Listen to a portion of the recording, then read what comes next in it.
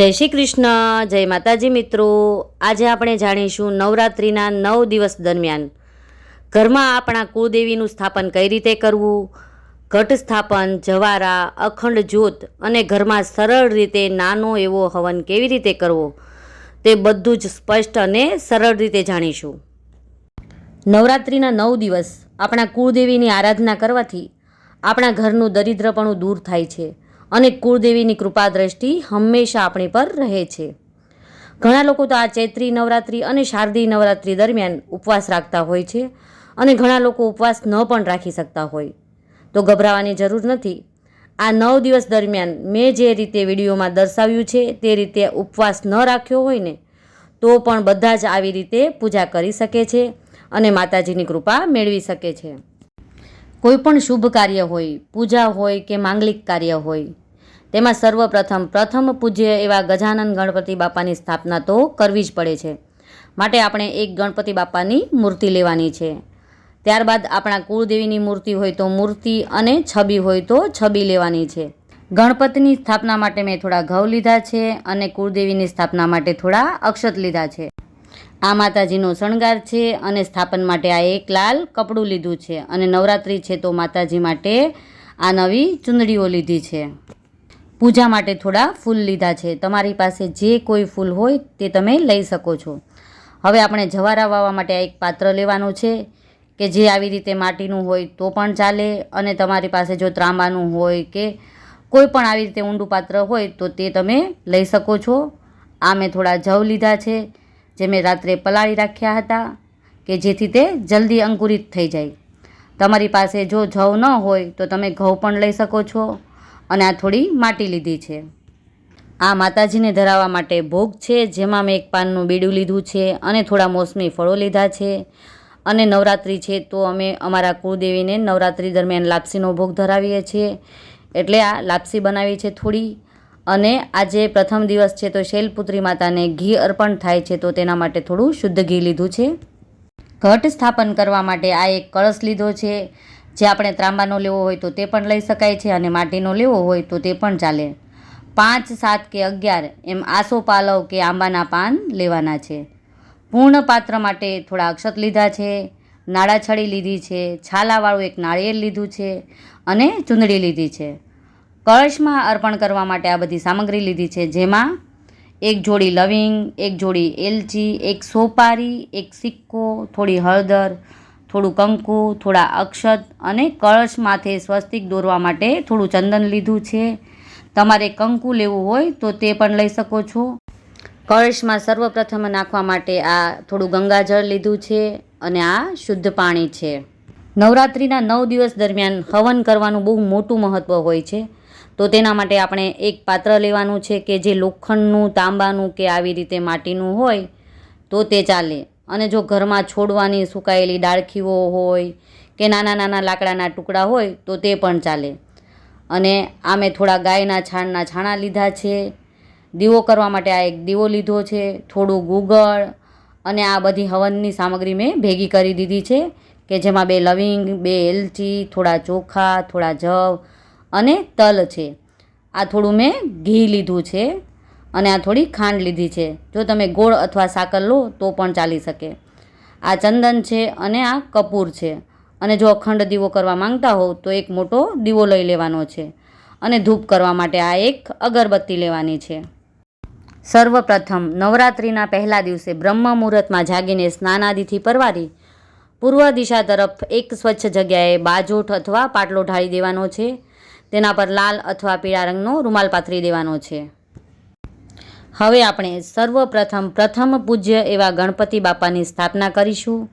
નાની એવી એક ઘઉંની ઢગલી કરી ગણપતિ બાપાને તેના પર બિરાજમાન કરીશું।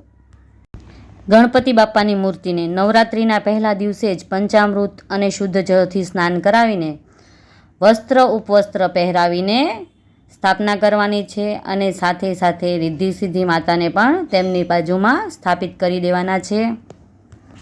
નવરાત્રિના 9 દિવસ માતાજીની આરાધનામાં કોઈ ત્રુટિ ન રહી જાય અને કોઈ વિઘ્ન ન આવે એ માટે ગણેશજીને પ્રાર્થના કરવાની છે।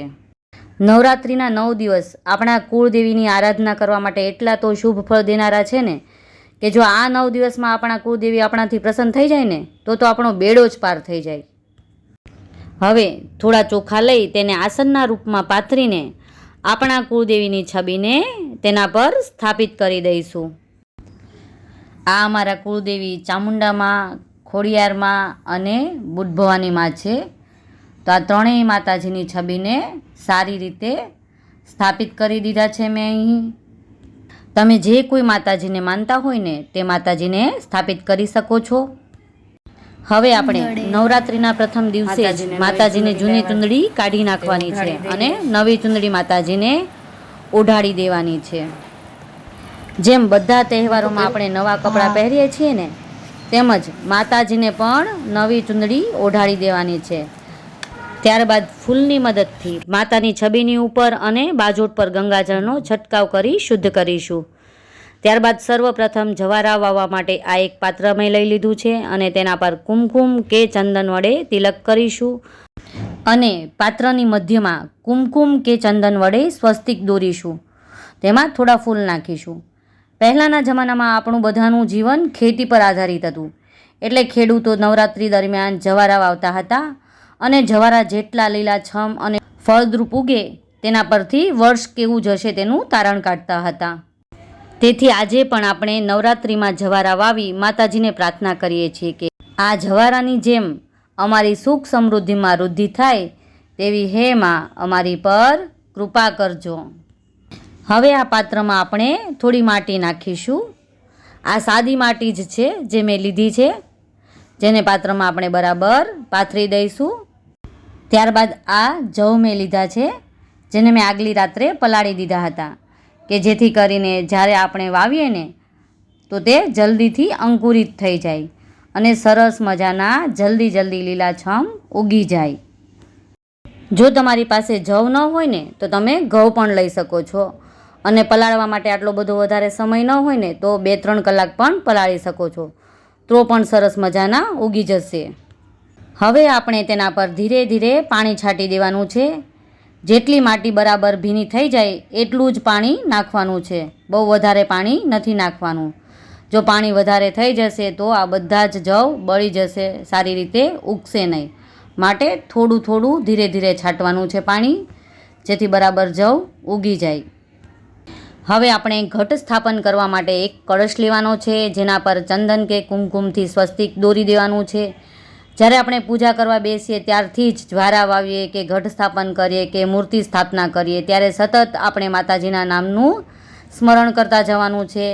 મારે તો વિડીયો બનાવીને તમને સમજાવવાનું છે માટે બોલતા જવું પડે છે, પરંતુ આ બધી જ સ્થાપના કરો ત્યારે તમારે સતત માતાજીનું સ્મરણ કરતું રહેવાનું છે. માતાજીના કોઈ પણ શ્લોક આવડતા હોય તો તે બોલવાના છે અને દુર્ગા ચાલીસા જો આવડતી હોય મોઢે તો તે બોલતી જવાની છે. આવી રીતે શ્રદ્ધા ભાવે સતત તમારા મનમાં તમારે માતાજીના નામનું સ્મરણ કરતા જવાનું છે, જેથી કરીને માતાજી તમારો ભાવ જુએ છે અને તમને જલ્દીથી જલ્દી ઉત્તમ ફળ આપે છે. અને જો તમે આ વિડીયોમાં જોતા જજો કે મેં કેટલું સરસ મજાનું સ્વસ્તિક દોર્યું છે. સ્વસ્તિક દોરાઈ જાય એટલે તમારે આ નાળા છડી છે ને જે આ કળશના કંઠ ઉપર 9 વાર આવી રીતે રાઉન્ડ કરીને લપેટી દેવાની છે. જેનાથી શું થાય છે, આપણી સુખ સમૃદ્ધિમાં હંમેશા માટે વૃદ્ધિ થયા કરે છે. હવે આપણે ઘટ સ્થાપન માતાજીની જમણી બાજુ જ કરવાનું છે. તો તેના માટે મેં એક ચોખાની નાની ઢગલી કરી છે અને તેના પર જવારાવાળું આ પાત્ર મૂકી દીધું છે. તેના પર આપણે આ કળશ મૂકી દઈશું. તેમાં થોડું ગંગાજળ નાખીશું અને ત્યારબાદ કળશને શુદ્ધ પાણીથી આખો એટલે કે કંઠ સુધી ભરી દઈશું. હવે તેમાં એક સોપારી, 2 લવિંગ, 2 એલચી, એક ત્રાંબાનો કે ચાંદીનો સિક્કો, થોડી હળદર, થોડા કંકુ અને થોડા ચોખા અને સાથે થોડી દૂર્વા નાખવાની છે. આમાંથી તમારી પાસે જે કંઈ હોય તે તમે નાખી શકો છો. આમાંથી કોઈ વસ્તુ તમારી પાસે ન હોય ને તો તે પણ ચાલે. આપણી પાસે જે કંઈ વસ્તુ અવેલેબલ હોય તે આપણે કળશમાં નાખી શકીએ છીએ. હવે આપણે આસોપાલવ કે આંબાના 5, 7 કે 11 એમ એકી સંખ્યામાં પાન લેવાના છે, જેના પર આપણે ચંદન કે કંકુથી તિલક કરી દેવાના છે અને કળશ પર સરખી રીતે ગોઠવી દેવાના છે. હવે આપણે એક પૂર્ણ પાત્ર લેવાનું છે કે જેમાં મુખ્યત્વે ચોખા જ મૂકી શકાય છે, પરંતુ જો તમે પંચધાન્ય મૂકવા માંગતા હો તો મગ, જવ, ઘઉં, ચણા, જુવાર વગેરે પણ મૂકી શકો છો. પૂર્ણ પાત્ર એ માં લક્ષ્મીનું પ્રતીક ગણાય છે. જ્યારે આપણે શ્રી કલશ પર પૂર્ણ પાત્રની સ્થાપના કરીએ છીએ ને, ત્યારે ઘરમાં સાક્ષાત મહાલક્ષ્મીની સ્થાપના કરી હોય ને તેમ સમજવું જોઈએ. હવે આપણે એક છાલાવાળું શ્રીફળ લઈ તેના ચોટીવાળા ભાગ પર તિલક કરી શ્રીફળ પર લાલ રંગની ચૂંદડી અથવા તો કોઈ પણ લાલ કપડું હોય તે અથવા તો નાડા છડી બાંધી શ્રીફળનો ચોટીવાળો ભાગ હોય ને તે આપણા મુખ સામે રહે ને તેવી રીતે પૂર્ણ પાત્ર પર સ્થાપિત કરી દેવાનો છે. હવે બીજી બાજુ જો તમે અખંડ દીવો કરતા હો તો માતાજીની બીજી બાજુ અખંડ દીવાને ચોખાનું આસન આપી ત્યાં સ્થાપિત કરવાનો છે અને પ્રજ્વલિત કરી દેવાનો છે. અખંડ દીવામાં શુદ્ધ ઘી, ગાયનું ઘી કે તલનું તેલ તમે જે વાપરવા માંગતા હોય ને તે વાપરી શકો છો. જે પહેલા દિવસે વાપર્યું હોય ને તે 9 દિવસ સુધી યુઝ કરવાનું. જો અખંડ દીવો કર્યો હોય ને તો પણ જે આરતી કરવા માટે નાનો દીવો કરવાનો હોય છે ને તે તો આપણે કરવાનો જ છે. નાના દીવાને ફૂલ અથવા ચોખાનું આસન આપવાનું છે અને આ બધું જ કરતાં કરતાં સતત મનમાં તમારા કુળદેવીનું સ્મરણ કરતા રહેવાનું છે. ત્યારબાદ ગજાનન ગણપતિ બાપ્પાને આપણે ચંદનનું તિલક કરવાનું છે અને ચોખા અર્પણ કરવાના છે. ત્યારબાદ રિદ્ધિ સિદ્ધિ માતાને કંકુનું તિલક કરવાનું છે. આપણા કુળદેવી ચામુંડમાને કંકુનું તિલક કરવાનું છે. ખોડિયાર માને કંકુનું તિલક કરવાનું છે. બુટ ભવાની માને કંકુનું તિલક કરવાનું છે. હવે આપણે આ અખંડ દીપ છે તેને પણ સન્માન આપવાનું છે. એને પણ કુમકુમનું તિલક કરવાનું છે. નાના દીપને તિલક કરીશું, જેમાં જે પાત્રમાં જવારા વાવેલા છે તેને પણ તિલક કરીશું અને કળશને તિલક કરીશું અને આ બધા જને ચોખા અર્પણ કરીશું. ત્યારબાદ ગજાનન ગણપતિ બાપ્પાને તેની પ્યારી એવી દુર્વા અને ગુલાબનું ફૂલ અર્પણ કરીશું. ત્યારબાદ આપણા કુળદેવીને અખંડ જ્યોતને, નાના દીવાને, જવારાના પાત્રને અને કળશને આ બધાને આપણે ફૂલ અર્પણ કરી દઈશું. ત્યારબાદ માતાજીને લાલ અથવા લીલી ચૂડી અને આખો એ શણગાર કે જેમાં ચાંદલાઓ હોય, તેલ પોલિશ હોય, કુમકુમ હોય, એવું બધું જ હોય ને કમ્પ્લીટ આખો શણગાર, તેવું આપણે આખો શણગાર માતાજીને અર્પણ કરવાનો છે. કોઈ પણ બીજા રંગની ચૂડીને એવું નથી ધરવાનું, લીલી અથવા તો લાલ રંગની જ ચૂડી ધરવાની છે, એટલું ધ્યાન રાખજો. હવે આપણે માતાજીને ભોગ અર્પણ કરવાનો છે. તો તેમાં મેં એક પાનનું બીડું લીધું છે, જેમાં એક જોડી લવિંગ છે, એક જોડી એલચી છે અને એક કપૂર મૂક્યું છે. અને જે મોસમી ફળો હોય છે તે લેવાના છે. તમારી પાસે જે કંઈ ફળ હોય તે મૂકી શકો છો. અને આજે પહેલું નોરતું છે તો માતા શૈલપુત્રીને શુદ્ધ ઘીનો ભોગ ધરાવવામાં આવે છે, માટે મેં થોડું શુદ્ધ ઘી લીધું છે. અને અમે અમારા કુળદેવીને લાપસીનો ભોગ ધરાવીએ છીએ, તો અમારા કુળદેવી માટે મેં લાપસી બનાવી છે તે લીધી છે. હવે આ નવરાત્રિના 9 દિવસ દરમિયાન ઘરે હવન કઈ રીતે કરવો તે હું તમને જણાવું છું. તેના માટે આ એક પાત્ર મેં લીધું છે. લોખંડનું, તાંબાનું કે માટીનું કોઈ પણ પાત્ર ચાલે. આ પાત્રમાં આપણે સૂકા નાના નાના લાકડા હોય કે તમારા ઘરમાં કોઈ છોડ સુકાઈ ગઈ હોય તેની ડાળી હોય તે પણ ચાલે. અને આ ગાયના છાણા લીધા છે, તેના પર થોડું ઘી નાખી દીધું છે. ઘી નાખ્યા બાદ થોડું ગુગળ નાખવાનું છે. ત્યારબાદ આ બધી હવનમાં હોમવા માટેની સામગ્રી છે જે મેં મિક્સ કરી દીધી છે, જેમાં થોડા જવ છે, તલ છે, ચોખા છે, એક જોડી લવિંગ છે, એક જોડી એલચી છે. આ બધું જ હવન કુંડમાં હોમી દેવાનું છે. ત્યારબાદ તેમાં થોડી ખાંડ અથવા તો સાકર કે ગોળ પણ તમે નાખી શકો છો. આ બધી જ પ્રક્રિયા કરતાં કરતાં આપણે આપણા કુળદેવીનું નામ સતત મનમાં ચાલુ રાખવાનું છે. કંઈ પણ દુર્ગા સપ્તમી આવડતી હોય તો તે પહેલું બીજું નોરતું હોય તો આપણે જે તે માતાજીનું નોરતું હોય, શૈલપુત્રી માતા કે સિદ્ધિદાત્રી માતા, તો તે માતાજીનું સ્મરણ પણ આપણે કરી શકીએ છીએ. અને હવે હવનમાં આપણે થોડા કપૂર નાખવાના છે, થોડું ઘી નાખી અને આ હવનને સારી રીતે પ્રજ્વલિત કરવાનો છે. હવનની અગ્નિમાં જે કંઈ હોમવામાં આવે ને તે માતાજી જલ્દી ગ્રહણ કરે છે, માટે જે શૈલપુત્રી માતાને આપણે ઘી ધરાવ્યું છે ને તે ઘી આપણે આ હવનમાં હોમીશું, જેથી કરીને તે ભોગ માતા જલ્દી ગ્રહણ કરે.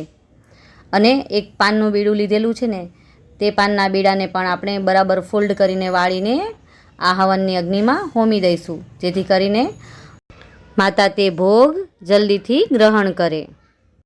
ત્યારબાદ હવનનો જે ધુમાડો થાય છે ને, તે ધુમાડાને આખા ઘરમાં ફેલાવી દેવાનો છે, જેથી કરીને ઘરની બધી જ નકારાત્મક ઉર્જા નાશ પામે અને ઘરમાં સકારાત્મક ઉર્જાનો સંચાર થાય. ત્યારબાદ માતાજીને આરતી કરી લેવાની છે. જો તમને આરતી આવડતી હોય તો તમે ગાઈ શકો છો. નો આરતી આવડતી હોય તો તમે ફોનમાં પણ ચાલુ કરી શકો છો અને ચોપડીમાં જોઈને પણ સારી રીતે ભાવથી માતાજીની આરતી ગાઈ શકો છો. ત્યારબાદ આરતી નીચે મૂકીને જળથી 3 વાર ધારા વહી દઈ દેવાની છે આવી રીતે. ત્યારબાદ સર્વપ્રથમ માતાજીને આરતી આપી અને ચારેય દિશામાં આરતીને ફેલાવી દેવાની છે અને ઘરના બધા જ સદસ્યએ આરતી લઈ લેવાની છે. અને ત્યારબાદ આ જે ભોગ ધરાવ્યો છે તે માતાજીને ભાવથી જમાડવાનો છે. જો તમને કોઈ થાળ આવડતો હોય માતાજીનો તો તે પણ તમે ભાવથી ગાઈ શકો છો અને માતાજીને જમાડી શકો છો.